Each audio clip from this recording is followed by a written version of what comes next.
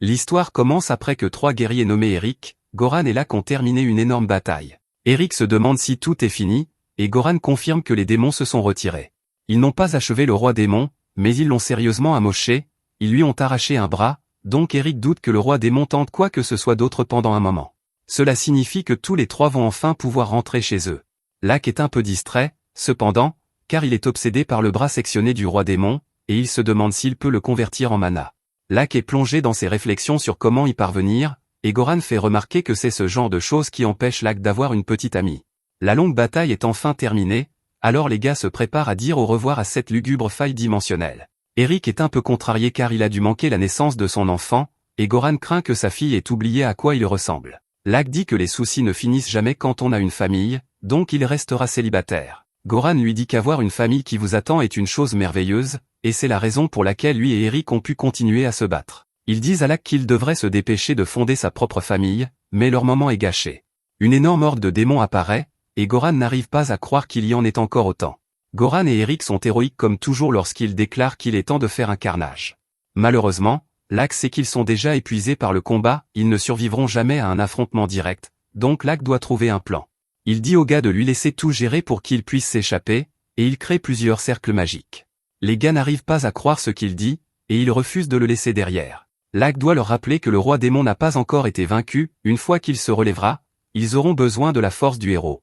Goran dit que cela n'a rien à voir avec lui, un simple guerrier, donc il restera aussi pour se battre. Lak l'arrête et lui rappelle qu'une famille l'attend. Lak n'attend pas leur réponse, et il utilise simplement la magie de terre pour les séparer et les tenir à l'écart du danger.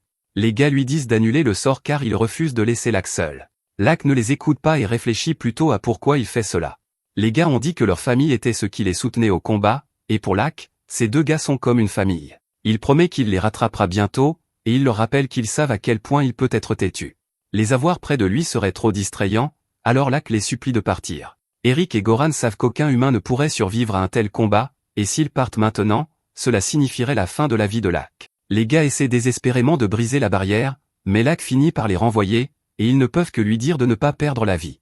Avec ses amis en sécurité, Lak se tourne pour faire face aux démons. Il les nargue alors qu'il prépare un sort, et il leur dit que ce ne sera pas facile de passer outre lui. Quelques instants plus tard, nous voyons que Lak a vaincu une montagne de démons, mais il continue d'affluer. Lak peut à peine respirer à ce stade, car il a atteint sa limite. Malheureusement, les choses empirent pour lui, car il est capturé par un général démon. Celui-ci utilise une capacité sur lui, et Lak réalise que sa force vitale est en train d'être absorbée. C'est une attaque appelée Drain Touch, et elle prend également la majeure partie de son mana. Lak est dans un très mauvais état, mais il parvient à retourner la situation contre le démon, d'une manière ou d'une autre. Il utilise Drain Touch en retour et détruit le général démon. Lak explique que sa compétence d'apprentissage lui permet d'assimiler n'importe quel sort utilisé contre lui. Il est soulagé car le court répit qu'il vient de s'acheter lui permettra de récupérer sa santé et de reconstituer son mana. Lak fixe l'immense horde de démons et déclare qu'il a l'impression de pouvoir se battre pendant des années. Plus tard, nous voyons que Lak est toujours dans le même combat, et il se demande depuis combien de temps il se bat. Cela fait au moins quelques mois, mais Lak a perdu la notion du temps. Il combat des démons sans arrêt, chaque seconde de la journée, sans le moindre répit. Chaque fois qu'il avait sommeil, il se lançait un sort appelé marionnette, en utilisant ce sort, son corps continuait à combattre pendant qu'il dormait. À force de faire cela si longtemps, Lak a l'impression de ne même plus être humain. Des mois plus tard, Lak reste figé, choqué, en se demandant s'il a enfin vaincu tous les démons. Malheureusement, le combat n'est pas fini, car une attaque le manque de peu et l'éventre presque. Elle venait du roi démon, et Lak dit que la bête a finalement récupéré. Lak pensait que cela prendrait plusieurs années, mais il est content d'en finir. Lak décide de combattre au corps à corps pour empêcher le roi démon d'utiliser sa magie de feu. Il essaie d'utiliser Drain Touch, mais cela ne fonctionne pas, et le roi démon le frappe avec une lame maudite. Cette blessure est plus grave que Lak ne le pensait, donc il doit récupérer rapidement. Malheureusement, Lak doit bloquer une attaque, et celle-ci brise son épée. Lak est dans une situation difficile, mais il rappelle à la bête qu'il est un sorcier, donc il n'a pas besoin d'une épée. Lak lance un sort appelé Enfer prisonnier, et il engloutit le roi démon dans les flammes. Lak sait qu'il ne peut pas gaspiller cette opportunité, alors il enchaîne avec Drain Touch. Tout cela fait partie de son plan car le roi démon est trop occupé à se défendre contre l'enfer pour faire quoi que ce soit contre Drain Touch. Lak dit au démon qu'il est temps pour lui de choisir, soit il laisse l'enfer le réduire en cendres, soit il perd toute sa force vitale. Lak rit comme un fou alors que ces deux sorts agissent à pleine puissance. Quelques instants plus tard, Lak émerge des décombres et se demande s'il a vraiment réussi. Il retire l'épée du roi démon du sol et célèbre sa victoire durement acquise. Lac retourne à la surface dans ses vêtements en lambeaux après tout ce temps, et il se demande où il se trouve. Il décide de suivre une route à proximité car elle le mènera au moins quelque part. Malheureusement, Lac est fauché, et sa carte d'aventurier a brûlé pendant le combat. Finalement, Lac arrive à ce qu'il croit être la capitale royale, des gardes le repèrent et lui disent de s'arrêter, et Lac ne comprend pas ce qui ne va pas. Lac n'a plus la plupart de ses vêtements, alors les gentils gardes lui donnent de quoi s'habiller. Lac décide de commencer par passer chez Goran, et il est étonné de voir à quel point sa maison est immense. Un majordome lui demande s'il peut l'aider, et Lac dit qu'il aimerait voir Goran. Le majordome demande si Lac a un rendez-vous, mais il n'en a pas. Malheureusement, le majordome ne peut pas le laisser entrer sans rendez-vous, et il suppose que Lac n'est qu'une personne de plus qui prétend connaître Goran. Lac insiste sur le fait qu'il dit la vérité, mais le majordome le fait sortir. Lac dit qu'il ira plutôt à la guilde pour faire réémettre sa carte d'aventurier. En chemin, Lac remarque une statue en pierre qui n'était pas là avant. C'est une statue d'un beau sorcier, alors Lac demande à un passant qui sait.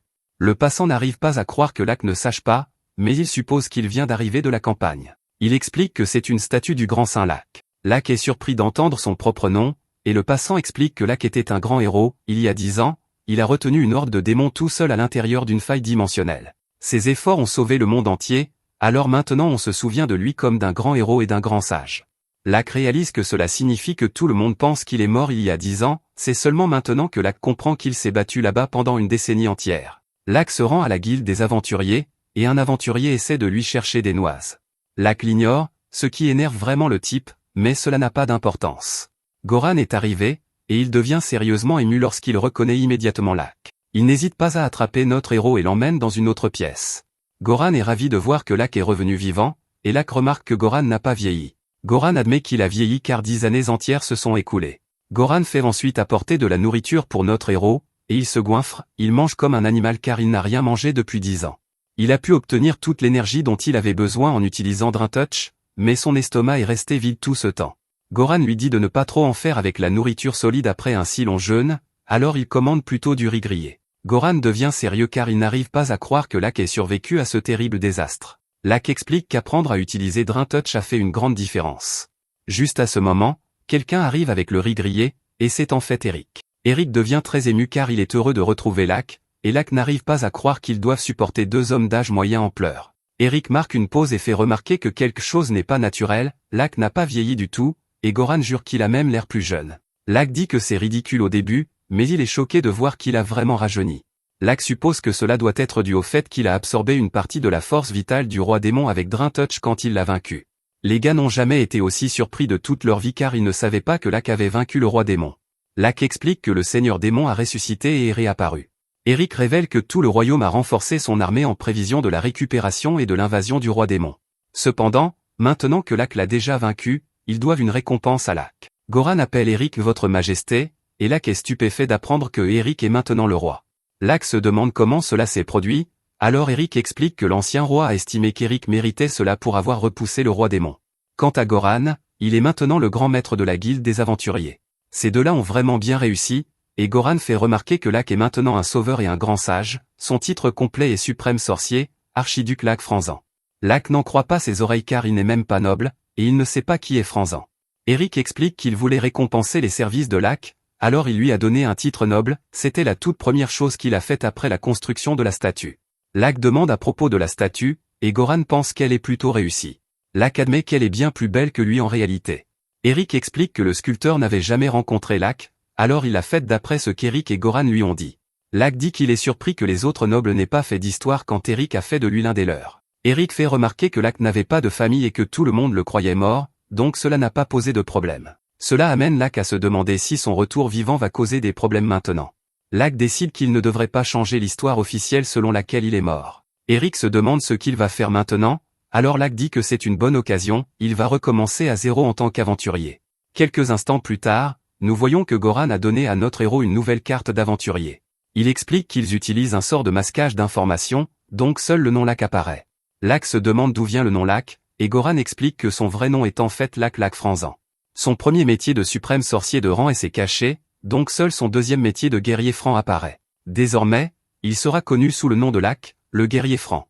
Goran se demande si Lac va s'ennuyer en recommençant à zéro car il pourrait combattre des ennemis bien plus puissants. Lac fait rapidement remarquer qu'il a déjà combattu plein d'ennemis puissants. Plus tard, le majordome s'excuse auprès de Lac d'avoir été si impoli avec lui, et nous voyons qu'une fille les remarque. Lac dit que ce n'est pas grave car il n'était pas très présentable à ce moment-là. Lac se rend ensuite à la guilde des aventuriers et parle avec une réceptionniste nommée Aaron. Il dit qu'il aimerait prendre une mission d'extermination de gobelins tout seul. Aaron le prévient que c'est dangereux pour un débutant de faire une mission d'extermination de gobelins en solo, donc elle ne peut pas la recommander. Lac le sait, mais il pense qu'il s'en sortirait bien car il est vraiment de rang et Aaron explique qu'il n'est pas rare que les débutants meurent parce qu'ils sous-estiment les gobelins, elle répète qu'elle ne peut pas lui recommander cette mission. Juste à ce moment, un mage nommé Ario propose à Lac de venir avec lui dans son groupe. Ils sont aussi des aventuriers de rang débutant, et ils pourraient utiliser quelqu'un sur la ligne de front. Aaron trouve que c'est une merveilleuse idée, et elle l'approuve avant même que Lac puisse refuser. Lac accepte à contre-cœur car il pense qu'il est aussi important de former les débutants. À l'extérieur, Ario se présente et révèle qu'il peut utiliser boule de feu, il présente ensuite sa petite sœur, Guinea, qui s'occupe de tout ce qui concerne le tir à l'arc. Lac se présente alors comme un épéiste, et ils partent. Leur voyage commence, et nous les voyons à plusieurs endroits. Guinea expose ensuite tout ce qu'ils savent sur les gobelins, elle explique ce qui a été volé et où la clôture a été endommagée afin qu'ils puissent déterminer la direction d'où viennent les gobelins. En se basant sur les zones d'habitat des gobelins, ils ont déterminé où se trouvent leurs repères. D'après tous les indices, Guinea détermine qu'il y a environ 10 gobelins. Guinea suit les gobelins en observant leurs empreintes, et Lac pense qu'elle est une éclaireuse assez compétente, elle s'en tient à la chasse, et elle est rapide d'esprit, donc elle ne lui semble pas être de rang F. Cependant, Lac remarque aussi qu'elle s'est trompée sur le nombre de gobelins, car elle n'a pas remarqué les empreintes camouflées. Lac pense que les gobelins ne sont pas assez malins pour cacher leurs empreintes, donc il doit y avoir un autre monstre qui les dirige. Lac est sur le point de dire cela à Guinea, mais il décide de ne pas le faire. Il pense qu'on ne forme pas quelqu'un en lui disant tout à l'avance, on peut apprendre beaucoup de l'échec, surtout quand on est jeune. Cependant, maintenant qu'il a choisi de ne pas leur dire, la responsabilité lui incombe. Il regarde les jeunes aventuriers et promet de ne pas laisser leur vie s'achever. Finalement, ils arrivent au repère, qui ressemble à une ancienne mine. Lac dit que cela semble mauvais, mais les frères et sœurs ne comprennent pas pourquoi. Ario fait remarquer que les gobelins sont nocturnes, donc ils devraient attaquer pendant qu'il fait encore jour. Lac prend la tête et dit à Guinea de lui fournir un tir de couverture et de garder l'arrière une fois qu'ils seront à l'intérieur, il dit aussi à Ario de conserver sa magie autant que possible. Le groupe entre et commence immédiatement à éliminer les gobelins. Finalement, ils sont épuisés après avoir vaincu plus de 30 d'entre eux. Guinea fait remarquer que c'est bien plus que ce à quoi ils s'attendaient, alors Lac explique que les groupes comme celui-ci sont souvent dirigés par un gobelin. Ario est presque à court de magie, et Guinea n'a plus que 3 flèches, alors Ario décide qu'il devrait se retirer. Guinea veut continuer, mais Ario dit que c'est trop dangereux car ils sont à court de magie et de flèches. Lac apprécie ce leadership de la part d'Ario car il est d'accord que c'est une bonne idée de partir. Juste à ce moment, ils entendent un bruit terrifiant, et ils voient qu'il provient du seigneur gobelin. Lac trouve cela étrange car la façon dont les gobelins volent le bétail petit à petit signifie que quelqu'un leur donne des ordres systématiques, cela suggère un certain niveau d'intelligence, mais Lac ne ressent rien de tel chez le seigneur gobelin. Cela ne peut signifier qu'une chose, il doit y avoir autre chose qui donne les ordres. Juste à ce moment, une mystérieuse fille apparaît pour attaquer le seigneur gobelin. Elle lui dit de ne pas se mettre en travers de son chemin ou il le regrettera. La fille continue d'attaquer le gobelin et elle parvient à atterrir un coup. Malheureusement, la coupure n'était pas assez profonde, donc elle n'a pratiquement infligé aucun dégât. Nos héros la regardent avec étonnement, et elle les remarque. Elle leur dit que s'ils peuvent bouger, c'est leur chance de s'enfuir. Lac ordonne immédiatement à Ario et Guinea de s'enfuir, alors ils se mettent à courir. Ario s'inquiète pour Lac, mais Lac leur dit simplement de surveiller les attaques surprises des gobelins. Ils s'échappent, et Lac est impressionné par Ario parce qu'il savait qu'il ne ferait que gêner. Pendant ce temps, la fille lutte contre le seigneur gobelin, et Lac se demande si elle a besoin d'aide. La fille pensait qu'il s'était enfui, mais Lac dit qu'il n'en a pas besoin. La fille lui dit de faire ce qu'il veut, mais qu'elle n'a pas besoin de son aide. Elle continue sa série d'attaques, et Lac observe attentivement. Il analyse le combat et dit à la fille qu'elle est en train de perdre. Elle est insultée parce qu'il insinue qu'elle est plus faible que cette bête. Lac explique qu'il parlait seulement de son épée. La fille ne comprend pas ce qu'il veut dire, alors elle est choquée quand son épée se brise en morceaux. Lac se demande si elle veut de l'aide maintenant, mais elle refuse à nouveau. Elle dit à Lac de suivre ses amis et de s'en aller. Elle sort son autre arme pour une autre attaque, mais le gobelin la fait tomber. Elle est maintenant en réel danger, alors Lac déclare qu'il a fini de demander. Il est clair qu'elle va perdre, donc il va abattre la bête lui-même. La bête pousse un rugissement terrifiant, et la fille peut à peine le supporter. Lac dit à la bête que c'est trop fort, et il la tranche en morceaux avec une seule attaque. La fille est stupéfaite, et Lac lui demande si elle va bien. Elle ne peut que se demander qui est notre héros, et elle se présente comme Sia. Elle est la fille de Danton, le chef de la tribu orientale des bêtes. Sia est reconnaissante qu'il l'ait sauvée du danger, et elle demande son nom. Lac déclare fièrement qu'il n'est qu'un aventurier de rang F qui passait par là. Sia est sûre qu'il doit mentir, mais Lac lui montre sa carte d'aventurier. Elle réalise qu'il est vraiment de rang F, mais elle ne comprend pas pourquoi il en est si fier. Ce qui est encore plus étrange, c'est que sa force ne ressemble en rien à celle qu'on verrait chez un rang F. Lac dit simplement que c'est une longue histoire, et il se demande quel est son rang.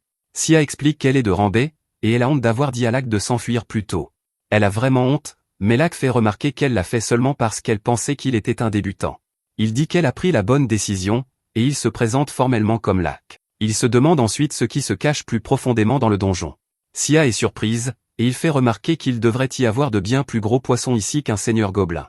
Sia cache évidemment quelque chose, et elle fait comme si elle ne savait pas ce qu'il veut dire. Lac fait remarquer que plus tôt, Sia a appelé le seigneur gobelin un sous-fifre. Cela lui a fait comprendre qu'il doit y avoir un ennemi plus puissant quelque part. Sia hésite à dire quoi que ce soit, alors Lac dit qu'elle n'est pas obligée de lui dire. Il commence à se diriger plus loin dans le donjon, et elle se demande où il va. Lac explique qu'il a été engagé pour exterminer des gobelins. Cependant, s'il y a une menace plus grande, il doit s'en occuper pour le bien des villages voisins.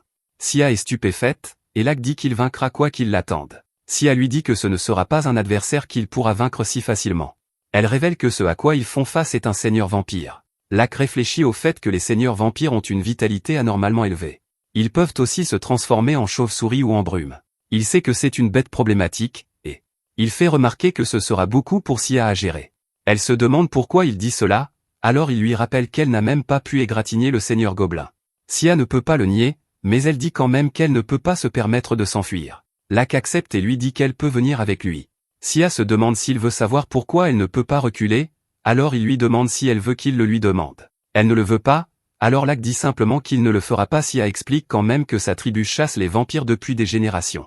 Il y a quelque temps, il combattait des vampires et il les avait réduits à un seul. Cependant, après que son père ait été grièvement blessé, ils ont fini par laisser le dernier vampire s'échapper.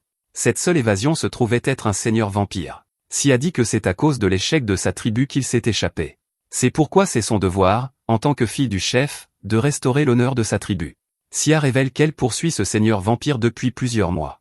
Maintenant qu'elle sait enfin où il est, elle ne peut pas faire demi-tour. Lac se demande si c'est contre les règles qu'il l'aide à vaincre le vampire et à restaurer l'honneur de sa tribu. Sia explique que non, et qu'il sera restauré même avec son aide. Elle pense quand même qu'il devrait rentrer, car c'est trop dangereux. Lac lui propose simplement de lui prêter son épée car elle ne peut pas se battre sans armes. Elle se demande ce qu'il va utiliser, alors Lac déclare qu'il est puissant même à main nue. Sia remercie son héros et prend l'épée. Au fond d'elle-même, elle réalise qu'il lui donne l'épée pour qu'elle puisse être celle qui abattra le seigneur vampire. C'est un geste vraiment gentil, et elle suppose qu'il bluffe en parlant de se battre à main nue. Quelques secondes plus tard, elle apprend que son héros ne ment pas. Il anéantit complètement deux gobelins avec un coup de pied et un coup de poing. Il leur écrase le visage, et Sia réalise qu'il est vraiment fort même sans armes. Lac est d'accord, et il pense au fait qu'il a commencé comme sorcier. Il faisait partie d'un groupe avec Eric et Goron, qui était incroyablement fort. C'est pourquoi il était cantonné à lancer de la magie depuis l'arrière, mais il était quand même de rang S puis il a passé 10 ans à combattre une horde de démons et le roi démon, donc ses arts martiaux se sont améliorés rapidement. Lac est prêt à attaquer le trône, et Sia est avec lui. Il défonce la porte, et le seigneur vampire les reconnaît. Il appelle Sia une petite chienne et dit qu'elle dépasse ses compétences. Sia lui dit de se taire car il est acculé. Elle jure de l'abattre, mais le seigneur vampire n'est pas impressionné. Il fait remarquer qu'il a fallu toute la puissance de son père pour ne faire que l'égratigner. Il dit que Sia est encore plus faible que son père, donc elle n'a aucune chance de gagner. Sia s'énerve, mais cela ne fait qu'irriter le vampire. Il déclare que, pour avoir montré les dents en sa présence, ce sera la dernière chose qu'elle fera. À ce moment, Lac réalise ce que le vampire a fait, il a fait paraître la meute de gobelins petites pour attirer les aventuriers au fond du donjon. Le seigneur vampire est très impressionné par les capacités de déduction de Lac. Il dit que Lac n'est pas si bête, donc il est qualifié pour être son serviteur. Il remercie Sia d'avoir amené un humain, mais elle ne comprend pas pourquoi. Le vampire fait remarquer que son charme vampirique ne fonctionnera pas sur une simple bête. Cependant, il peut l'utiliser pour transformer un humain en son serviteur. Il utilise son pouvoir de charme, et Sia supplie désespérément Lac de s'enfuir. Le vampire déclare qu'il est trop tard, et notre héros tombe sous son charme. Il ordonne à Lac de venir à lui, et Lac obéit. Sia est horrifiée en réalisant que c'est entièrement de sa faute. Le vampire lui donne alors le choix d'avoir la vie prise par lui ou par Lac. Il rit comme un maniaque maléfique, Mais tout le monde est stupéfait quand Lac lui donne un coup de poing en plein visage. Le vampire ne comprend pas pourquoi son sort n'a pas fonctionné, alors Lac explique qu'il a une autre résistance aux débuffs mentaux. Le vampire dit que c'est impossible, mais Lac se demande s'il est vraiment un vampire inférieur qui s'est convaincu d'être un seigneur vampire. Sia n'en croit pas ses yeux, car Lac provoque vraiment l'ours. Le seigneur vampire est insulté, alors il attaque notre héros, mais Lac l'envoie valser. Lac continue de le taquiner sur le fait qu'il est un vampire inférieur, alors la bête essaie de se venger. Il utilise son pouvoir des ténèbres et dit à Lac qu'il regrettera le jour où il s'est moqué de lui. Les ténèbres poursuivent Lac, mais il étonne Sia quand il utilise un cercle magique de haut niveau. Il bloque l'attaque du vampire, et Lac enchaîne avec un sort de super vitesse. Il comble l'écart avec son adversaire et utilise alors Drain Touch. Il dit au vampire inférieur qu'il est bon pour absorber la force vitale mais pas pour se la faire prendre. Finalement, Lac aspire toute la vie du vampire, et le vampire ne peut que se demander qui est ce type. Lac se présente simplement comme Lac, l'aventurier de rang F. Le vampire accepte la défaite, mais il dit à Lac de ne pas oublier qu'il a provoqué sa colère. Il prévient que notre héros ne connaîtra plus jamais une nuit paisible. Il se prépare à s'échapper en se transformant en chauve-souris, mais Sia se précipite pour l'arrêter. Elle utilise l'épée de Lac et le tranche en deux. Le vampire ne comprend pas pourquoi il ne peut pas régénérer, et il tombe en morceaux. Il essaie de faire une dernière menace à propos d'un médaillon, mais sa vie prend fin. Sia rend son épée à Lac et fait remarquer que la lame est vraiment tranchante. Elle a aussi senti une sorte de pouvoir à l'intérieur quand elle a tranché le vampire. Lac lui dit qu'elle a imaginé cela, car il sait qu'il ne peut pas lui dire que c'est une épée de roi démon. Sia écarte ensuite la poussière du vampire et trouve ce qu'elle cherchait, un médaillon maudit trouvé à l'intérieur des corps des seigneurs vampires spéciaux. Elle explique que lorsqu'un seigneur vampire avec l'un de ces médaillons à l'intérieur aspire du sang ou prend une vie, une malédiction s'accumule dans le médaillon. Lac pense que ces choses n'existaient pas il y a 10 ans, et il se demande si c'est une nouvelle mode chez les vampires. Le vampire s'avère être encore en vie, et il déclare que le vaincre ne leur apportera pas la paix. Il prévient que le pouvoir du médaillon ouvrira bientôt un portail vers la faille dimensionnelle. Une fois le portail ouvert, d'innombrables démons surgiront et submergeront ce monde, et de l'autre dimension viendront les dieux sombres. Lac pense à la faille dimensionnelle, l'endroit où il s'est battu pendant 10 ans d'affilée. Il nous explique que les humains ne savent pas comment ouvrir un portail vers elle depuis ce côté. Il y a 10 ans, ils ont combattu le roi démon de leur côté. Quand il s'est enfui dans la faille dimensionnelle, Lac et les autres ont sauté avant que le portail ne se ferme. Les portails sont généralement assortis uniquement, c'est pourquoi Eric et Goron n'ont pas pu venir l'aider après être partis. Le vampire dit à nos héros de vivre dans la terreur jusqu'à l'arrivée des dieux sombres. De nombreux seigneurs vampires seront attirés par son médaillon, et l'un d'eux finira par l'obtenir. Lac en a assez entendu, alors il tranche le médaillon en deux. Le vampire est alors horrifié quand il voit que Lac absorbe la malédiction avec son épée. Lac déclare que même si un portail dimensionnel s'ouvre, aucun démon ne viendra. Le vampire ne peut que se demander pourquoi, alors Lac révèle que c'est parce qu'il les a déjà tous vaincus. Le vampire est terrifié quand il réalise que l'épée que tient Lac est l'épée du roi démon. Il remarque enfin que Lac est le légendaire sage, mais avant qu'il puisse le dire à voix haute, Lac met fin à sa vie. Sia rassemble les pièces et se demande si notre héros est vraiment le grand sage Lac. Lac ne répond pas et change de sujet. Il s'excuse d'avoir coupé le médaillon, mais Sia dit que ce n'est pas grave. Ario et Guinéa sont probablement inquiets pour eux, alors Lac dit qu'ils devraient rentrer. Sia se demande si ses amis vont vraiment bien, et il l'assure que oui car ils sont vraiment bons pour des aventuriers de rang F. Sia révèle qu'elle l'a piégé, parce qu'elle l'a appelé Lac et qu'il a quand même répondu. Elle exige de savoir s'il est vraiment le grand sage, et notre héros ne peut plus le cacher. Il lui dit que c'est un secret, et elle promet de le garder au prix de sa vie. Quand il retourne à la guilde des aventuriers, tout le monde est stupéfait de voir la montagne de gemmes de gobelins que nos héros ont collectées. La réceptionniste ne peut que se demander comment ils en ont eu autant, alors nos héros expliquent que la meute était plus grande que prévu. De plus, Sia l'aventurière de Rambé se trouvait là pour les aider à exterminer tous les monstres. Ensuite, Lac se demande pourquoi Ario et Guinéa s'inclinent devant la statue du grand sage. Ils expliquent qu'ils remercient Lac, et ils disent qu'ils devraient faire de même. La protection de Lac est en partie la raison pour laquelle ils ont terminé la mission en toute sécurité. Lac se sent extrêmement mal à l'aise, et Sia ne peut s'empêcher de rire. Tout le monde se sépare, et ils espèrent pouvoir se regrouper bientôt. Sia remercie ensuite Lac pour son aide, car maintenant elle peut restaurer l'honneur de sa tribu.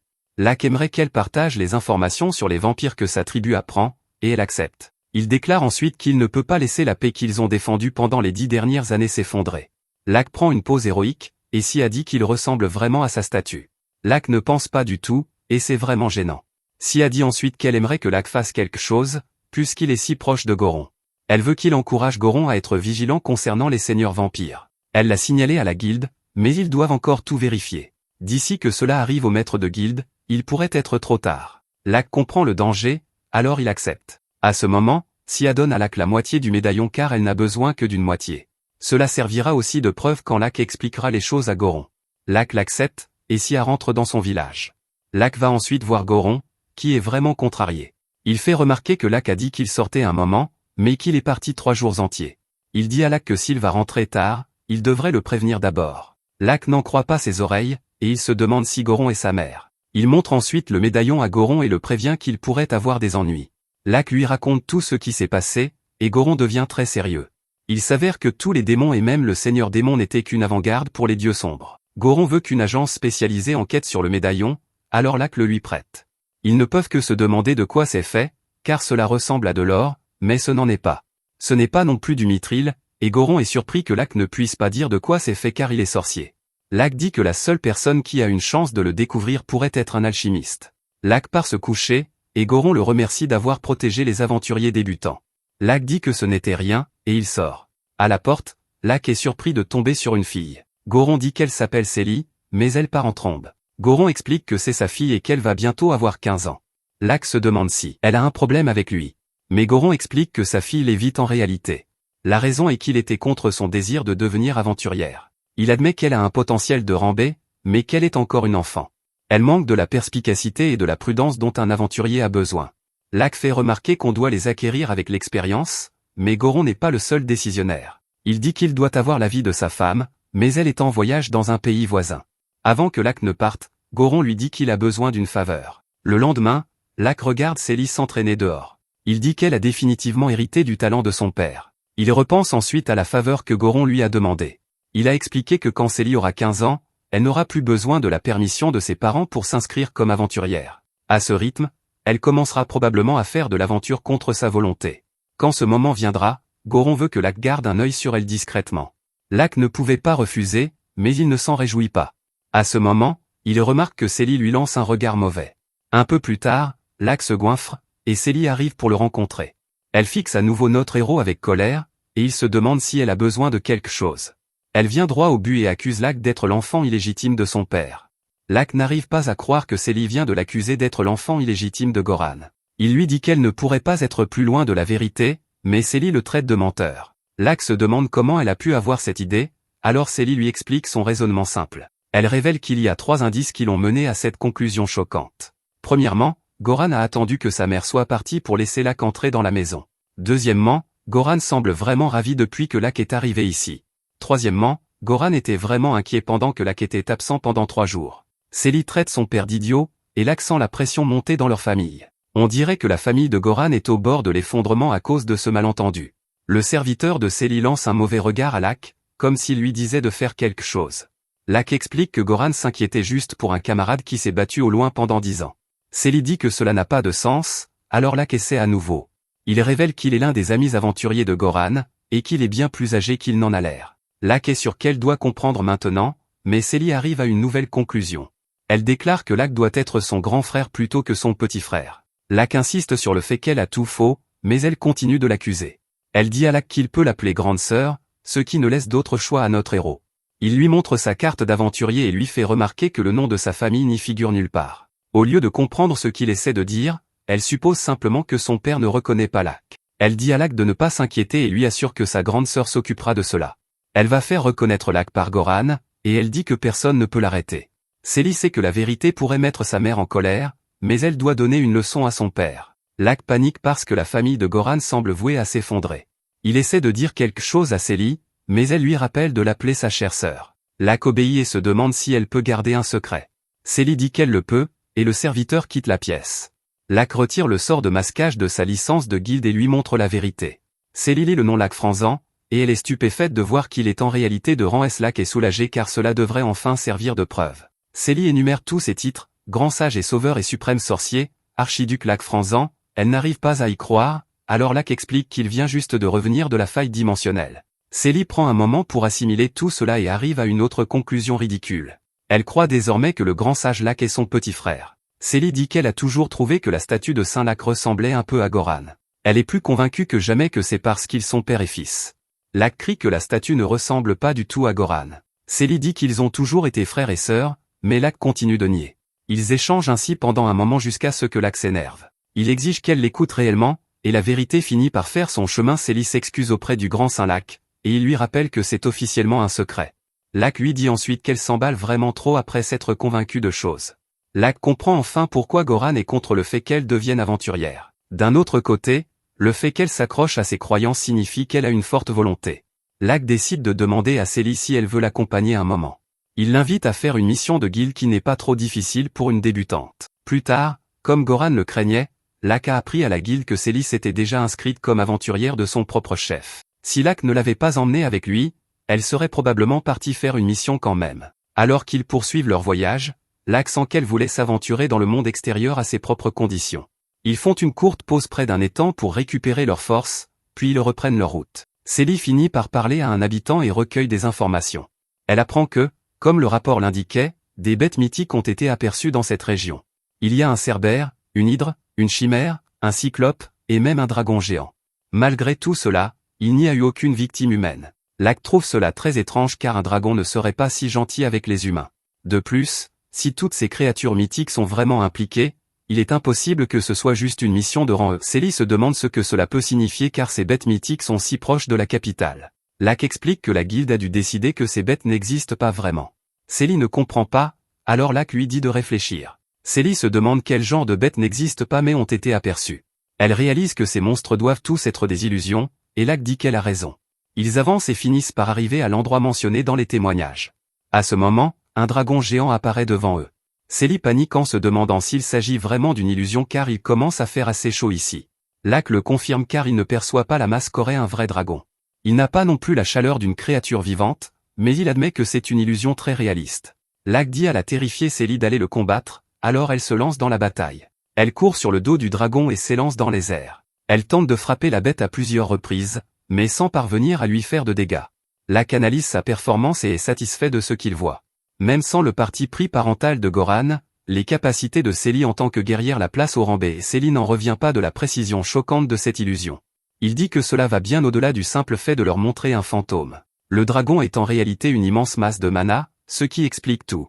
C'est la raison pour laquelle l'épée de Célie le touche et que les frappes semblent réelles et solides. Lac est sûr que cette chose est invoquée, et Célie est complètement trompée en croyant que c'est réel. Le dragon lance une attaque de feu, et Célie en est consumée. Lac décide finalement que c'est le moment d'agir. Il utilise ses compétences de flottaison et de super vitesse pour combler l'écart entre lui et le dragon. Il utilise ensuite sa compétence d'apprentissage pour voler le type de magie d'illusion qui crée ce dragon. Lac recule ensuite et prépare son prochain sort. C'est toucher drainant, il consomme donc le mana du dragon jusqu'à ce qu'il disparaisse complètement. Célie continue de se débattre en croyant être brûlée vive. Lac lui dit qu'elle peut s'arrêter, et elle n'arrive pas à croire qu'elle n'est pas brûlée. Lac doit lui rappeler qu'elle combattait juste une illusion. Il explique qu'affronter une illusion de front est une bataille perdue, et Célie regrette qu'il ne le lui ait pas dit avant. Elle se demande alors ce qu'on est censé faire contre les illusions si on ne peut pas les combattre. Lac dit qu'il faut trouver le lanceur et le vaincre à la place. Si on ne peut pas déterminer où il se trouve, il vaut mieux juste s'enfuir. Célie pense que s'enfuir serait ennuyeux, mais Lac fait remarquer que c'est mieux que de perdre la vie. Lac dit ensuite à l'illusionniste de sortir de sa cachette car il sait qu'elle écoute. Il déclare qu'ils peuvent discuter de tout cela puisque l'illusionniste n'a blessé aucun villageois. Lac dit qu'il sait que le lanceur doit avoir une raison pour essayer d'éloigner les gens. Il explique qu'ils sont ici sur une demande de la guilde, donc ils doivent enquêter, que l'illusionniste le veuille ou non.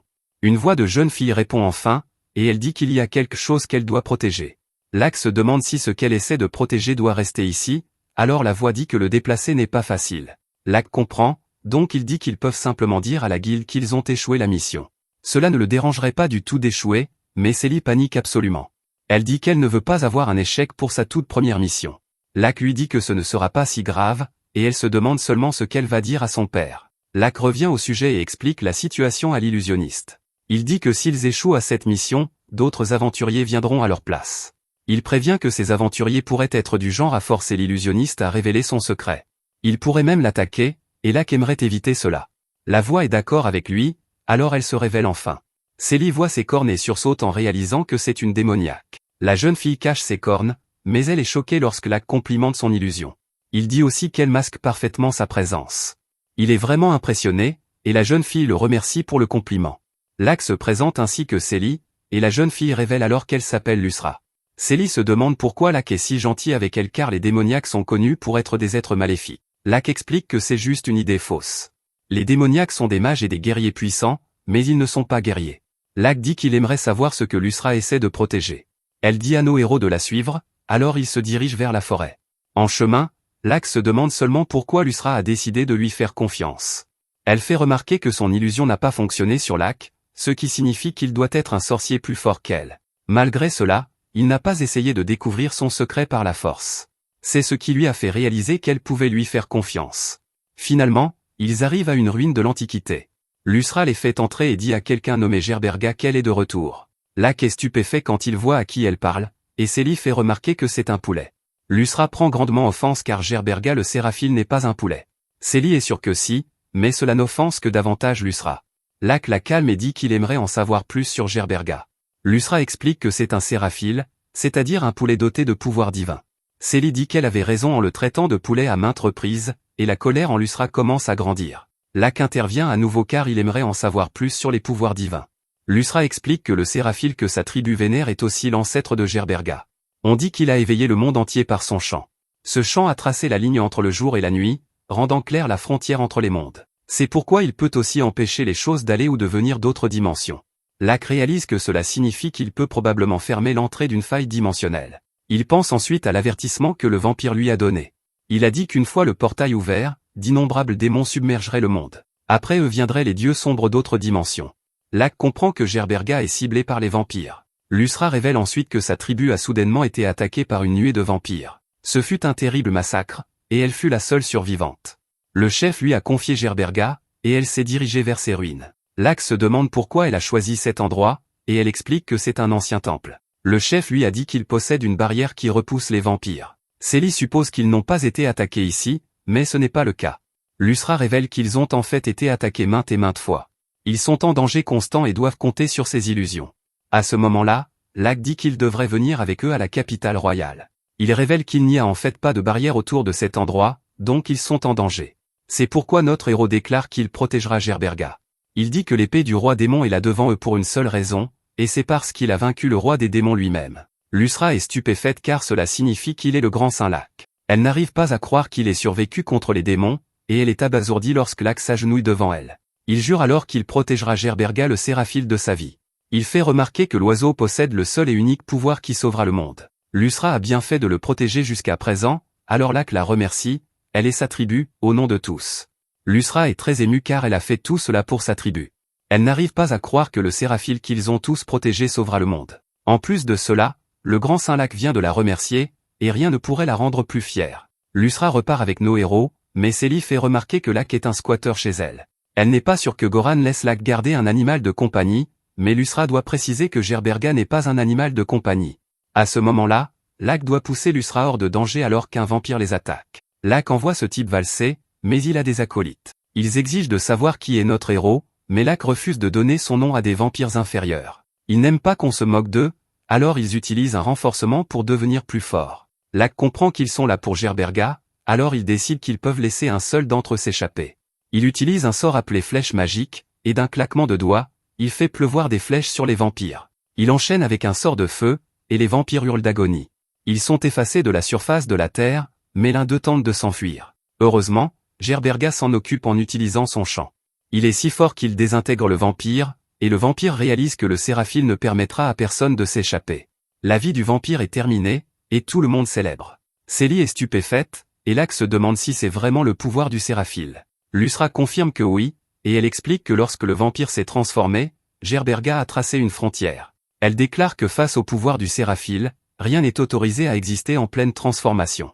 C'est pourquoi, lorsque le vampire a tenté de se transformer, il s'est réduit en cendres. Célie se demande s'ils ont vraiment besoin de fuir les vampires alors que Gerberga a des pouvoirs aussi incroyables. Lusra explique que son pouvoir ne fonctionne que lorsqu'ils se transforment, ils sont donc vulnérables le reste du temps. Célie dit quand même que le poulet est incroyable, et ils rentrent chez eux. À leur arrivée, ils croisent Sia. Elle attendait Lac car elle est revenue de son village. Célie se demande qui elle est, alors Lac explique que Sia est une aventurière de Rambé et Sia dit bonjour, et Célie se présente comme l'apprentie de Lac. À ce moment, Sia chuchote à Lac qu'elle a quelque chose d'urgent à lui dire, alors ils entrent. Là, elle révèle à Lac que les vampires préparent quelque chose de vraiment énorme. Elle a aussi appris qu'il y a un haut seigneur vampire qui les dirige tous. C'est un roi des rois qui contrôle tous les seigneurs vampires. Sia explique que son clan fait tout ce qui est en son pouvoir pour dévoiler le complot du Haut-Seigneur et y mettre un terme. Lak sait que cela ne sera pas facile, car le Haut-Seigneur est un monstre dont les capacités égalent celles d'un démon. Malheureusement, le père de Sia ne s'est pas complètement remis après avoir été attaqué par un vampire. Sa tribu a voté pour attaquer les vampires, alors Sia craint que sa tribu ne soit anéantie. C'est pourquoi elle veut que la chance les aide à vaincre le Haut-Seigneur. Cependant, elle révèle qu'il y a quelque chose de bien plus important qu'elle doit faire d'abord. Elle révèle que les vampires recherchent frénétiquement un certain poulet. Elle dit qu'ils doivent trouver ce poulet à tout prix et le garder en sécurité. Lak fait une drôle de tête, alors Sia est immédiatement gênée d'avoir demandé quelque chose d'aussi ridicule. Elle explique que ce poulet est censé pouvoir fermer les portails dimensionnels et se défendre contre les transformations de vampires. Lak fait cette tête simplement parce qu'il réalise qu'elle parle de Gerberga. Sia est sûr que Lak ne la croit pas, mais il révèle qu'il a déjà rencontré le poulet. Il ouvre la porte pour surprendre Célie en train d'écouter aux portes et lui dit qu'il lui avait dit de ne pas le faire. Célie s'excuse auprès de Lak et Sia, mais Sia lui dit simplement de ne rien dire à personne de ce qu'elle a entendu. Lak présente ensuite Sia à l'exalté Gerberga, le Saraphel que la tribu de Sia recherche. Sia n'arrive pas à croire que Lak l'ait déjà trouvé, et Lak explique que c'était pure coïncidence. Lak dit qu'il a vu de ses propres yeux comment Gerberga peut réduire un vampire en poussière, ce qui signifie que la légende doit être vraie. Puisque le poulet est en sécurité, il ne leur reste plus qu'à détruire le Haut-Seigneur. Sia leur montre la zone où les vampires pourraient se trouver, et Lak aimerait qu'ils puissent réduire un peu le champ. Sia fait remarquer qu'il est difficile d'obtenir des informations, car la zone grouille de vampires. Célie est vraiment excitée, car elle a hâte de combattre les vampires aux côtés de Lak. Malheureusement, Lak révèle qu'il ne l'emmènera pas, car cette mission est bien trop dangereuse. Il autorise seulement Sia à l'accompagner parce qu'elle est de Rambé, et qu'elle doit participer à cette chasse à cause des lois de sa tribu. Plus important encore, Lak veut que Célie reste ici pour qu'elle puisse protéger Gerberga. Il fait remarquer qu'ils ne peuvent pas emmener le poulet directement dans la forteresse de ceux qui le traquent. Cependant, il pourrait aussi être dangereux de le laisser seul, car il y a un risque que les vampires attaquent. La capitale possède une barrière qui devrait tenir les vampires à l'écart, mais cela ne suffira pas. Ils ont toujours besoin d'un aventurier exceptionnel pour servir de garde du corps. Quand Lak le dit de cette façon, Célie déclare que c'est un honneur d'être cet aventurier exceptionnel. À ce moment-là, Célie entend la voiture de son père arriver dehors, alors elle va le chercher. Goran entre par une autre porte, cependant, et il remercie Lak de s'être occupé de Célie. Lak la complimente en disant que c'est une guerrière hors pair, et Goran ne pourrait pas être plus heureux de l'entendre faire l'éloge de sa fille. Célie revient, et Goran la félicite d'avoir terminé sa première mission. Célie devient très émue alors qu'elle s'excuse auprès de son père, et il s'inquiète beaucoup. Elle dit qu'elle est vraiment désolée de lui avoir tenu tête, mais Goran ne veut pas qu'elle pleure. Il lui dit que ce n'est pas grave, et il suppose qu'elle était juste en colère contre lui parce qu'il était contre son souhait de devenir aventurière. Célie révèle que ce n'est pas la raison. La raison pour laquelle elle s'est fâchée, c'est parce qu'elle pensait que Goran avait un enfant illégitime. Elle explique qu'elle pensait que Lak était son petit frère, et Goran manque de s'étouffer avec sa boisson. Goran se demande si Célie a causé des ennuis à notre héros, mais elle change simplement de sujet et s'en va. Goran s'excuse immédiatement auprès de Lak et le supplie de donner une chance à Célie. Il dit qu'il n'avait aucune idée qu'elle était une telle catastrophe, et il ne sait pas d'où elle tient ça. Lak est sûr qu'elle le tient de Goran, parce qu'il avait l'habitude de sauter aux conclusions tout le temps. Goran dit qu'il craint qu'un jour, un homme mal intentionné ne tente de tromper Célie, alors il commence à se demander s'il devrait l'empêcher de redevenir aventurière. Lak est sûr qu'elle ira bien, et il promet de veiller sur elle. Il dit qu'il l'empêchera de devenir folle, et Goran ne pourrait pas être plus reconnaissant. Célie revient dans la pièce et elle se demande ce qui se passe. Elle saute à d'autres conclusions et repart immédiatement. Un peu plus tard, notre héros était épuisé après avoir dû tout clarifier. Célie commence à s'excuser, mais Lak ne veut plus de malentendus. Il dit qu'ils doivent parler des vampires à Goran. Goran est stupéfait quand Lak lui dit qu'il prépare quelque chose et qu'ils sont dirigés par un haut-seigneur. Lak explique qu'ils doivent protéger leur arme secrète, Gerberga, pendant qu'ils attaquent la forteresse des vampires et le haut-seigneur. Goran se demande s'ils peuvent obtenir l'aide de Gerberga, car il est si puissant. Lucira doit lui expliquer que le pouvoir de Gerberga ne fonctionne que lorsque les vampires se transforment. Lak fait également remarquer qu'il serait vraiment difficile de protéger Gerberga tout en combattant. Juste à ce moment, Sia se souvient d'une autre partie de la légende. Si le Haut-Seigneur boit le sang du Séraphel, alors la malédiction s'accumulera si rapidement dans son médaillon qu'une porte dimensionnelle s'ouvrira sur place. C'est une nouvelle terrifiante, et il semble que Gerberga lui-même ne le savait pas. Sia poursuit en expliquant que la malédiction survient en étant une profanation de la vie. Plus l'être profané est sacré, plus il peut accumuler de malédictions. Lak dit simplement que c'est une raison de plus pour ne pas emmener Gerberga près du combat. Juste alors, Goran se demande s'ils peuvent demander de l'aide à Eric. Si l'oiseau est vraiment divin, La famille royale n'aura aucun problème à le protéger. Tout le monde dit que c'est une excellente idée, surtout parce que le roi était autrefois un héros.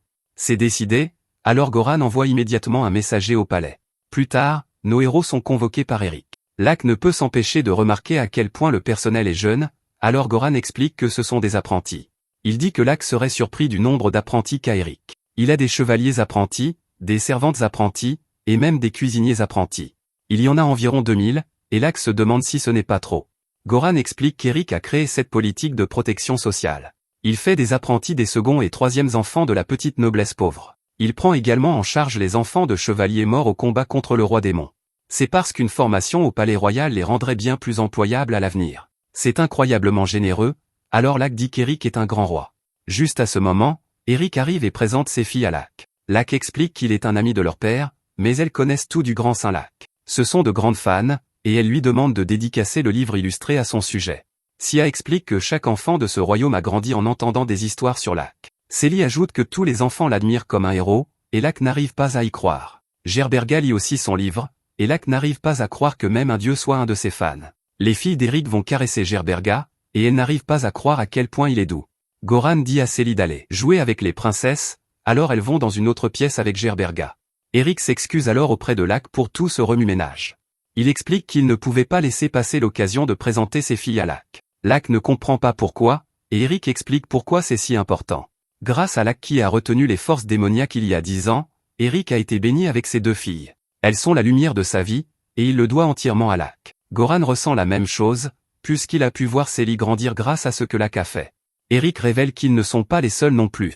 Tout le monde dans ce royaume est reconnaissant pour ce que Lak a fait. Lak est flatté, mais il fait remarquer que faire un livre illustré sur lui est tout de même trop. Eric révèle qu'il y a même une pièce de théâtre sur lui, et les représentations sont toujours pleines. Pendant ce temps, les filles arrivent dans l'autre pièce, mais nous voyons que la servante a de mauvaises intentions. De retour avec notre héros, il met Eric au courant de la situation. Eric dit que les vampires ont été assez actifs récemment, et cela explique pourquoi. Lak dit alors que quoi qu'il arrive, ils doivent protéger le sang du Seraphel. Eric déclare que le palais royal fera en sorte que Lak et le Seraphel soient en sécurité. Lak est content, car cela laisse le reste d'entre eux libres de combattre le Haut-Seigneur. Goran se demande comment il compte faire cela, alors Lak explique son idée. D'abord, lui et Sia rassembleront quelques chasseurs bestiens. Ensuite, ils chargeront simplement. Les autres sont stupéfaits d'entendre à quel point son plan est simple, mais il y a plus.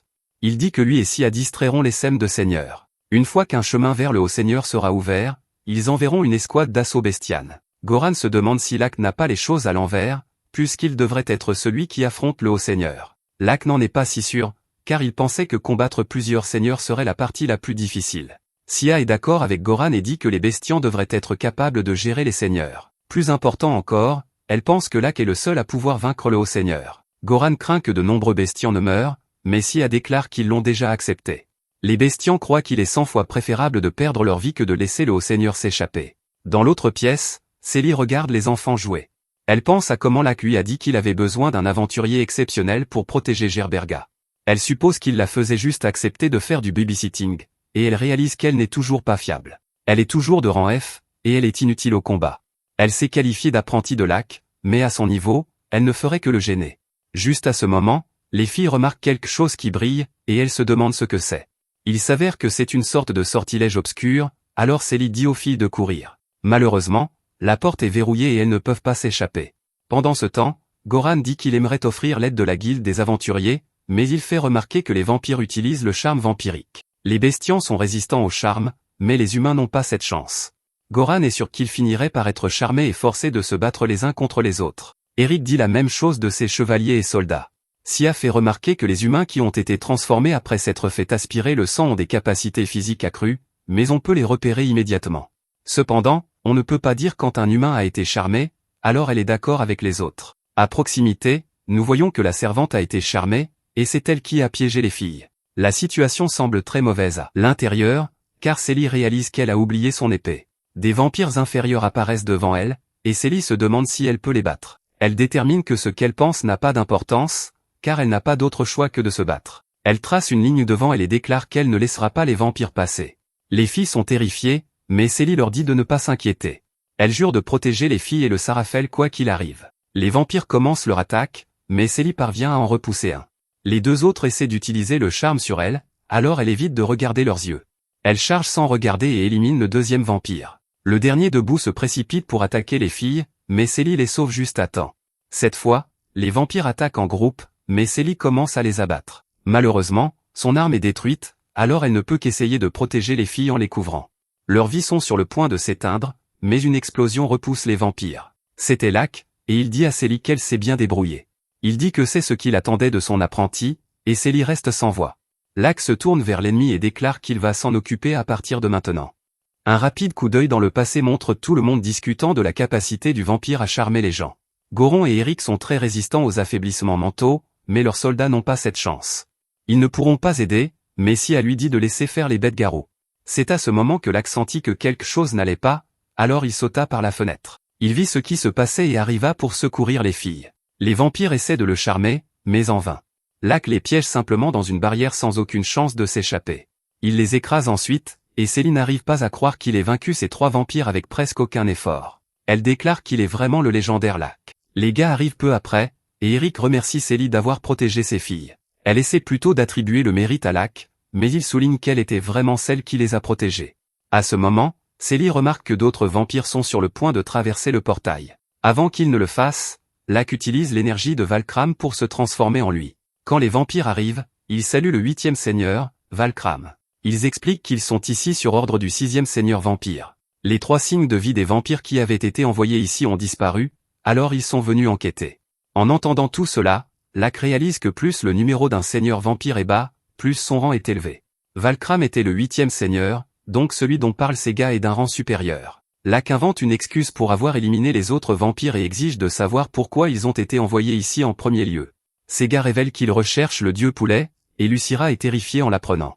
Les vampires expliquent que le Haut-Seigneur a des tonnes d'humains sous son contrôle, et un bon nombre ont infiltré le palais royal. Locke dit qu'il veut parler directement au 6e seigneur vampire, alors les vampires confirment qu'il peut y arriver en utilisant le portail. C'est tout ce que Locke avait besoin de savoir, alors il élimine les vampires. Locke se demande ensuite comment ce plateau est arrivé ici, alors Célie explique qu'il a été apporté ici par une servante nommée Rona.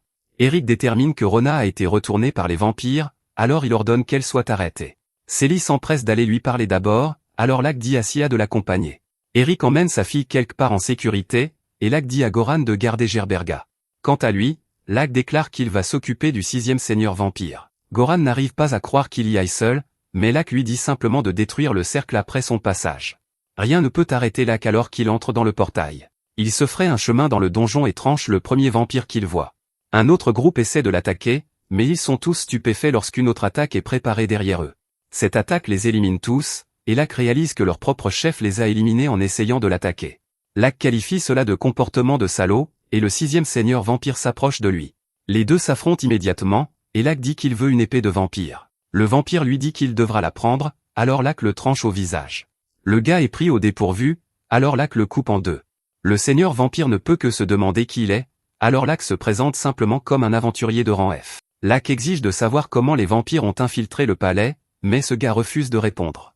Locke s'y attendait, alors il envoie simplement sa lame à travers le visage du gars. La vie du vampire s'éteint, mais il a un dernier message. Il dit à Locke de profiter de sa brève vie jusqu'au jour où le roi le tuera. La vie du vampire prend fin, alors Locke détruit son médaillon. Locke est forcé de rester là à écouter les voix de toutes les victimes des vampires. Leurs cris mènent Locke à une pièce où il trouve les restes. Locke se sent terriblement mal, sachant qu'ils ont probablement eu très peur. Il ne peut que s'excuser de ne pas avoir pu les sauver. Locke se fraye ensuite avec colère hors du donjon, détruisant tous les vampires sur son chemin. Il traverse ensuite une ville que les vampires ont massacrée. C'est un spectacle horrible, et Locke ne peut s'empêcher de se sentir mal. Il retourne au palais et dit au gars qu'il a éliminé tous les vampires de leur base. Malheureusement, le village voisin a déjà été anéanti, et Locke aurait aimé avoir découvert leur plan plus tôt. Goran assume toute la responsabilité parce qu'il est le maître de guilde, mais Locke est toujours furieux. À l'intérieur, Célie a confirmé que Rona avait été charmée. Heureusement, elle n'a pas été complètement retournée, ce qui signifie qu'il est encore possible de la traiter. Eric explique ensuite que 5 personnes à l'intérieur du palais se sont transformées en cendres et que 30 personnes se sont soudainement évanouies. Elles étaient sous le contrôle des vampires, elles ont donc toutes été libérées lorsque Locke a vaincu le seigneur vampire. Après avoir vu combien de personnes avaient été charmées, Eric ne pense plus que le palais soit un endroit sûr pour garder le Serafel. Locke dit simplement qu'il éliminera le Haut-Seigneur, et les autres conviennent que c'est la meilleure option. Goran peut dire qu'Eric est impatient de se battre, mais Locke se demande ce qu'il veut dire. Les gars révèlent qu'ils ont décidé que la meilleure façon pour que ce plan réussisse est que tous les trois s'associent à nouveau. Lac fait rapidement remarquer que Eric est roi et Goran le maître de guilde. Goran fait remarquer que d'autres peuvent devenir maîtres de guilde, mais personne d'autre ne peut devenir Goran le guerrier. Eric dit que son petit frère peut toujours hériter du trône, mais qu'il est le seul héros de cette époque. Ils ont déjà pris leur décision, alors il déclare qu'il est temps d'écraser le Haut-Seigneur. Sia est stupéfaite car elle n'avait jamais imaginé qu'elle verrait le jour où le groupe légendaire revivrait. Plus tard, nous voyons que Célie monte la garde à la porte principale. Un regard en arrière révèle que Goran lui a dit qu'elle ne pouvait pas venir avec eux. Il a été très dur en disant qu'elle ne ferait que les gêner. Célie a été très blessée, mais Lac a eu une idée. Il a dit que Goron devrait donner une de ses épées à Célie. Il a fait remarquer que son style de combat est comme le sien et qu'elle a de la force. Lac voulait qu'elle garde les princesses, et Eric a accepté. Il y a une chance qu'un autre seigneur ait encore des sbires dans le château, et Lac était sûr que son apprenti serait à la hauteur de la tâche. Célie a dit qu'elle l'était, alors Goran a accepté. De retour au présent, nous voyons qu'une horde de vampires est arrivée devant le château. Ils sont après le dieu oiseau, mais Célie refuse de les laisser passer. Un vampire essaie de se moquer d'elle, mais elle lui tranche simplement la tête. Célie commence à faire un carnage parmi eux et pense à ce que Lac lui a dit. Il a dit que la meilleure façon de gérer les vampires qui utilisent le charme est de les attaquer en premier. Célie fait exactement cela en déchiquetant tous les vampires. Il décide frénétiquement de l'ignorer et de se diriger directement vers le Séraphile. Lucira est en grande difficulté, mais elle révèle qu'elle avait préparé un piège pour eux. Elle décime les assaillants, et Célie est impressionnée par sa magie. D'autres vampires apparaissent, mais Célie se rappelle qu'elle a dit au gars de lui laisser le château. Ailleurs, nous voyons qu'un héros à Gerberga et promet de le garder en sécurité. Les gars essaient de retrouver la trace du Haut-Seigneur, mais ils savent que ce ne sera pas facile. À ce moment, une bête-garou apparaît et Sia explique qu'elle leur a demandé de l'aide pour la recherche. La bête-garou révèle qu'ils ont trouvé la base du Haut-Seigneur, mais qu'il y a une tonne de vampires là-bas. Ils sont si nombreux que les bêtes-garous ne peuvent pas lancer d'attaque décisive. Eric dit que les bêtes-garous ont assez fait car lui et les autres gars seront ceux qui abattront le Haut-Seigneur. Ils ont besoin que les bêtes-garous attirent les autres vampires, alors le gars jure qu'ils rendront Sia fier. Sia promet de se battre dur aussi, et le gars part. À ce moment, Sia est choqué car Lac lui donne l'épée qu'il a prise au 6e seigneur vampire. C'est une arme très puissante, alors Sia dit qu'elle ne peut pas l'accepter. Lac fait remarquer qu'Eric a une épée sacrée, Goran une épée magique de feu et lui une épée de roi démon. Il ne veut pas laisser Sia les mains vides, alors elle l'accepte. Elle dit à notre héros qu'il peut compter sur elle pour couvrir leurs arrières. Finalement, ils atteignent la zone où la base est censée se trouver. Il n'y a rien ici, mais Lac explique que l'entrée est cachée par un sort. Lac utilise le sort et l'entrée apparaît. Il utilise ensuite un sort appelé brouillard endormant et envoie le brouillard dans la base. Il explique que ce sort a neutralisé tous les humains à l'intérieur qui avaient été charmés. Cela signifie qu'il ne reste que les vampires et les seigneurs, donc ils n'auront pas à se retenir. Les héros entrent alors, et Goran ne perd pas de temps en pulvérisant quelques vampires. Il libère vraiment sa puissance contre eux, et Lac dit qu'il est plus incroyable que jamais. Eric veut que Goran lui en laisse un peu, mais Goran dit que ces vampires sont trop chétifs pour qu'un roi s'en occupe. Finalement, ils arrivent à l'entrée de la pièce où se trouve le Haut-Seigneur. Malheureusement, avant d'entrer, ils sont entourés par une tonne de seigneurs. Il y en a plus de 30, alors Lac dit que ce combat pourrait prendre un certain temps. Il est cependant choqué quand les gars disent qu'ils vont s'en occuper. Lac hésite à les laisser, mais les gars lui rappellent que le soleil va bientôt se coucher complètement. La puissance magique du Haut-Seigneur va augmenter, donc Lac doit le combattre dès que possible. Lac fait remarquer que tous ces seigneurs vont aussi devenir plus forts et que les gars seront dépassés. Ils l'interrompent simplement pour lui faire remarquer qu'ils ont une dette envers Lac qu'ils ne pourront jamais rembourser. Ils expliquent qu'ils attendent de lui dire quelque chose depuis plusieurs années. Ils disent à Lac de leur laisser cela et de sortir d'ici. Lac les écoute, alors il emmène Sia dans la chambre du Haut-Seigneur. Les vampires essaient de les poursuivre, mais nos héros leur rappellent qui sont leurs véritables adversaires. À proximité, Lac défonce la porte de la pièce où il trouve le Haut-Seigneur. Le Haut-Seigneur dit qu'ils ont de très mauvaises manières et qu'ils auront besoin d'être éduqués. Il libère une partie de son pouvoir, et Sia peut immédiatement dire qu'il est bien plus sinistre que n'importe quel seigneur. Lac remarque quelque chose dans une cage, mais ils ne peuvent pas voir ce que c'est. À ce moment, le Haut-Seigneur l'interrompt par une attaque. Lac a pu la bloquer, ce qui impressionne le Haut-Seigneur. Il dit que Lac a de bons réflexes et que sa confiance n'est pas que pour faire semblant. Sia est stupéfaite de voir ce qu'un Haut-Seigneur peut faire, car elle n'a même pas vu son attaque arriver. Le Haut-Seigneur essaie d'utiliser le charme, mais Lac lui dit que cela ne fonctionnera pas sur lui. Le gars est intrigué par notre héros, alors il aimerait connaître son nom. Lac refuse de le lui dire et attaque à la place. Le Haut-Seigneur bloque, mais Lac brise sa barrière et lui coupe la main. Sia enchaîne avec une attaque de sa part, mais elle est choquée quand le Haut-Seigneur l'esquive. Il dit que leur attaque est trop lente, mais Lac se demande s'il en est sûr. Il surprend le Haut-Seigneur avec son attaque et lui coupe la main. Sia est confiante qu'ils peuvent gagner s'ils travaillent en équipe, mais le Haut-Seigneur se met à rire. Il trouve drôle qu'ils aient cru lui avoir pris le bras, et il choque nos héros en régénérant. Le Haut-Seigneur rit à nouveau, et Lac réalise que cela ne sera pas aussi facile qu'il le pensait. De retour à l'extérieur, Goran et Eric se fraient un chemin à travers la horde des seigneurs vampires. Une seigneur vampire apparaît, et Eric est choqué de voir qu'elle peut créer un clone. Eric dit que les deux ne suffiront pas pour le vaincre, mais il est stupéfait quand un troisième apparaît.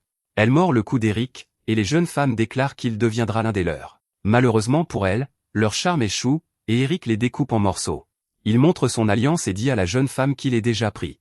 Elle ne comprend pas ce qui se passe alors qu'elle se demande pourquoi son sortilège n'a pas fonctionné. Eric explique que le sang du héros est très résistant au poison ainsi qu'aux débuffs mentaux. Eric met fin à ses jours, et nos héros se tiennent victorieux. Pendant ce temps, de retour avec Lac, il remarque que le Haut-Seigneur est plus lent qu'au début du combat. Il déduit que les dégâts à son bras gauche ne sont pas encore complètement guéris. C'est leur chance, alors Lac se précipite et porte son toucher drainant. Il tranche ensuite le Haut-Seigneur en deux, mais il voit qu'il tente de s'échapper. Le Haut-Seigneur s'arrête cependant, car il remarque que le Sorafel se trouve dans le sac de Lac. Il traite Lac d'idiot d'avoir apporté l'offrande à leur dieu directement jusqu'à eux.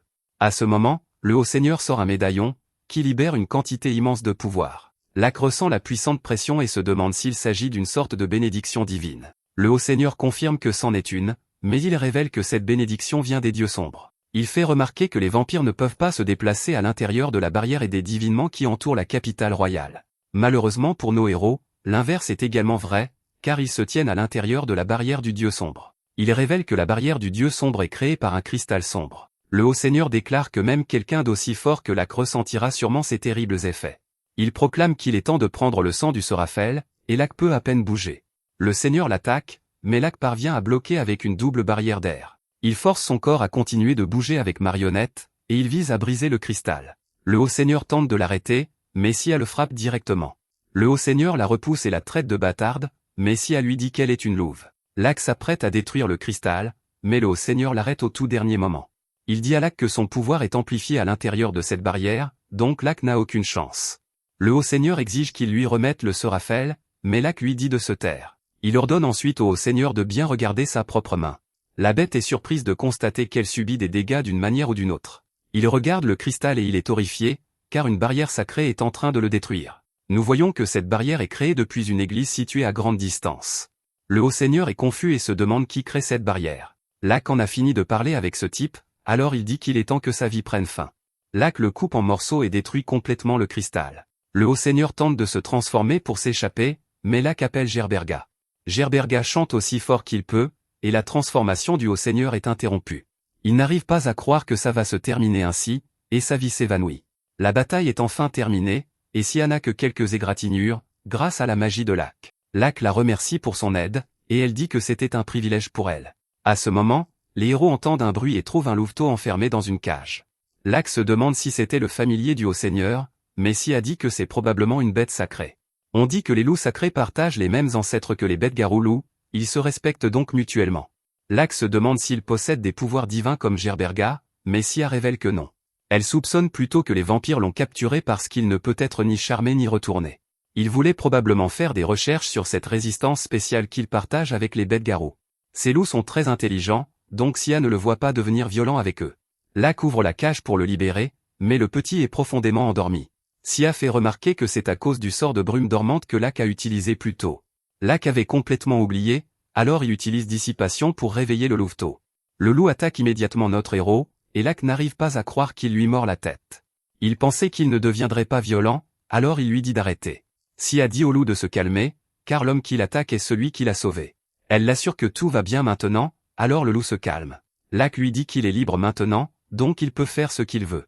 Le loup les suit, et nos héros rejoignent Goran et Eric. Lac dit à Eric de remercier sa femme de sa part, car sa magie sacrée l'a sauvé.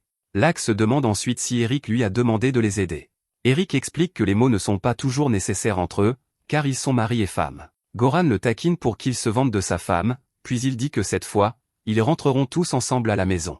Quand ils retournent à la capitale, le peuple fait une énorme célébration pour nos héros. Eric annonce qu'ils ont vaincu le Haut-Seigneur, et que cette gloire appartient à tout le monde. La foule acclame, et Lac pense à ses 10 années de combat en solitaire. Se battre ainsi est devenu une seconde nature, mais c'est quand même agréable d'avoir des amis qui protègent ses arrières. Alors que nos héros traversent la forêt, Goran remarque qu'ils sont suivis. Il s'avère que c'est le louveteau, et Lac lui rappelle qu'il est libre maintenant. Sia fait remarquer que c'est précisément parce qu'il est libre que le petit suit Lac. Goran dit qu'il ne voit pas pourquoi Lac ne recueillerait pas le louveteau lui-même. Eric souligne que, tout comme Lac, ce loup n'a probablement pas de famille. Lac s'accroupit et demande au loup s'il est sûr de vouloir venir avec lui. Le louveteau le veut évidemment, alors Lac déclare qu'il sera sa famille. Le loup célèbre en léchant le visage de notre héros, et tout le monde profite de ce moment. De retour au palais, les princesses accueillent leur père, et il est heureux qu'elles soient en sécurité. Les filles révèlent que Célie et Lucira les ont protégées, alors Eric les remercie pour leur service. À ce moment, Lac remarque un tas de pierres précieuses et se demande si elles proviennent de vampires. Célie dit qu'une vingtaine de vampires ont attaqué, et qu'ils n'en ont vaincu que 15. Lac regarde de plus près et voit qu'il y a 2 gemmes de archi-vampires mélangées aux autres. Tout le monde est stupéfait, car les archi-vampires sont extrêmement puissants. Célie admet que certains étaient forts, mais elle ne pouvait pas vraiment faire la différence, car ils n'ont jamais utilisé d'amélioration. Lac lui dit qu'elle a bien fait, et que cela prouve qu'elle est la fille de Goran. Goran devient très sérieux et déclare qu'en tant que père, il ne pourrait pas être plus fier. Célie est très émue et jure de devenir une guerrière dont il n'aura pas à avoir honte. Ensuite, Eric fait remarquer que certains archi-vampires ont quand même réussi à franchir la barrière de la ville. Cela pourrait être lié au cristal du dieu sombre, ils doivent donc réexaminer leurs mesures de sécurité. À ce moment, Lac suggère qu'ils devraient essayer d'ajouter quelques bêtes-garous aux gardes. Eric trouve que c'est une bonne idée, car les bêtes-garous ne peuvent être ni charmés ni retournés. Sia déclare que garder le palais royal serait un énorme honneur pour les bêtes-garous. Eric accepte alors de proposer de bonnes conditions d'emploi pour eux. En parlant de récompense, Eric révèle que Lac en recevra une aussi. Il dit à notre héros de demander ce qu'il veut, mais Lac ne voit rien qui lui vienne à l'esprit. À ce moment, il regarde le louveteau, et l'idée parfaite lui vient. Sa famille est plus grande maintenant, alors Lac dit qu'il devrait peut-être avoir une maison. Ailleurs, nous voyons une pauvre fille faisant de son mieux pour trouver de la nourriture. Elle est repérée par des hommes à l'air méchants, et elle doit courir pour sauver sa vie. Ailleurs, nos héros arrivent à la nouvelle maison de Lac, et il n'en croit pas ses yeux. Lac fait remarquer que cet endroit est bien trop grand pour quelqu'un comme lui. Goran n'est pas d'accord, car pour un archiduc, un manoir comme celui-ci est en réalité assez petit. Célie dit qu'elle a entendu que c'est la propriété d'un baron dont la famille est décédée il y a quelque temps. Ils entrent, et Lac dit que cet endroit a l'air d'une véritable corvée à nettoyer. Lucira dit qu'il peut compter sur elle pour s'en occuper, car ils sont désormais une famille. Célie ajoute que Lac peut lui confier les travaux manuels, car elle est son apprentie. Le groupe explore le manoir, et Lucira choisit une chambre. Lac dit que cela lui convient, mais ensuite Célie choisit une chambre aussi. Lac n'arrive pas à croire qu'elle envisage vraiment de vivre ici, alors il lui dit de rentrer chez elle. Dehors, Goran dit qu'il trouve cet endroit un peu excessif, car une partie est pratiquement une tour de guet. Notre héros aime son apparence, alors il décide d'en faire sa chambre. Il est également content que le jardin soit si grand, à cause de son nouveau louveteau. Le loup est vraiment heureux, et Lac explique que son nom est désormais Garde. Cette nuit-là, Lac s'installe confortablement dans sa nouvelle chambre, mais Lucira vient le voir. Elle explique qu'elle s'est levée pour aller aux toilettes et qu'elle a entendu quelque chose de suspect. Cela ressemblait à une voix amère, et elle venait du sous-sol. Lac décide d'aller voir, alors ils descendent ensemble au sous-sol. Là, ils entendent la voix d'une fille, et elle crie que ça fait tellement mal. La voix mystérieuse implore que quelqu'un l'aide, et elle résonne dans l'obscurité. Merci d'avoir regardé mon récapitulatif.